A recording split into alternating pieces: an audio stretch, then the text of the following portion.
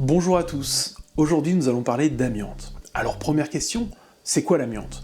Bien c'est simple, l'amiante c'est une roche, c'est un minéral, c'est un caillou. Un caillou qu'on va trouver dans de nombreux sols, qu'on va trouver très fréquemment dans le monde. En France notamment, on a eu un grand site minier situé à Canaries, en Haute-Corse, qui a été exploité pendant plus de 10 ans. Alors on va trouver de l'amiante sous forme naturelle en Corse, mais pas seulement. Si vous allez sur le site infoterre.brgm.fr, vous trouverez une cartographie indicative des terrains qui sont susceptibles de contenir de l'amiante. Et on se rend compte qu'on va en trouver dans bien d'autres endroits en France, notamment en région Bretagne ou Pays de Loire. Deuxième question, quelles sont les caractéristiques, quelles sont les propriétés de l'amiante? Bien, c'est une roche qui est friable, qui va s'effriter, et les fibres vont s'effilocher, on va dire, dans le sens de la longueur. Mais par contre, elles vont être très résistantes, qui fait qu'elles vont avoir des super bonnes propriétés mécaniques. Une très bonne résistance à la traction notamment.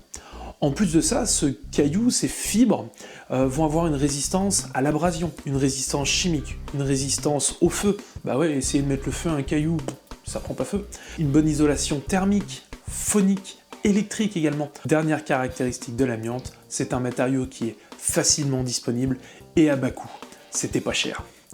C'est pas compliqué, on n'a pas fait mieux. On n'a pas trouvé mieux en termes de rapport qualité-prix pour un matériau basique, une matière première.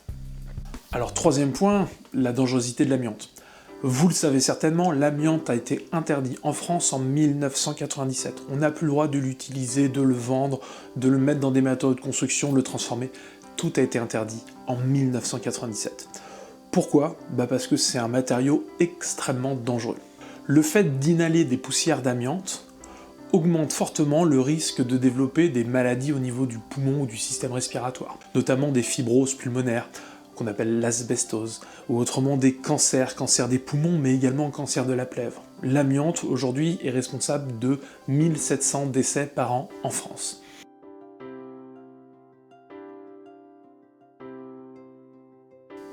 Pour inhaler l'amiante, deux solutions.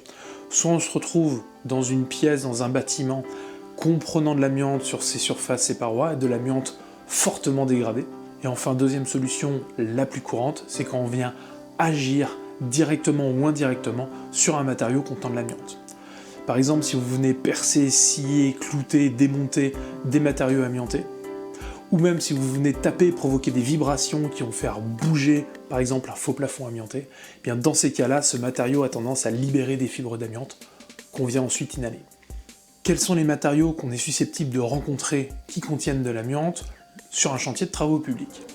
Alors les matériaux sont nombreux. En premier lieu, on va penser aux canalisations d'assainissement ou d'eau potable qui peuvent contenir de l'amiante. À une époque, on mettait de l'amiante dans certains enrobés pour accroître leur résistance mécanique.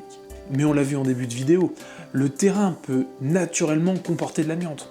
Ou autrement, il a pu être remblayé avec des matériaux qui eux-mêmes contiennent de l'amiante. On va également croiser d'autres éléments de la canalisation qui peuvent être en amiante ciment, notamment des regards, des bouches à clés, des boîtes de branchement. On va également trouver des joints, notamment les joints liaison, les joints brides, les vieux joints papier. Ces joints-là peuvent contenir de l'amiante. On peut également trouver des peintures sur certaines canalisations, peintures de protection anti-corrosion notamment.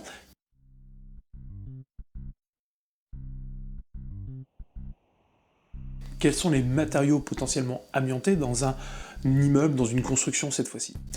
Eh bien là, ils sont extrêmement nombreux. Par exemple, en extérieur, on peut avoir des bardages, des peintures, des enduits. Sur le toit, on peut avoir bien sûr la toiture, en plaque ou en ardoise contenant de l'amiante. On peut avoir également des barres-vapeurs, où tous les complexes d'étanchéité bitumineux peuvent également avoir des couches, des parties contenant de l'amiante.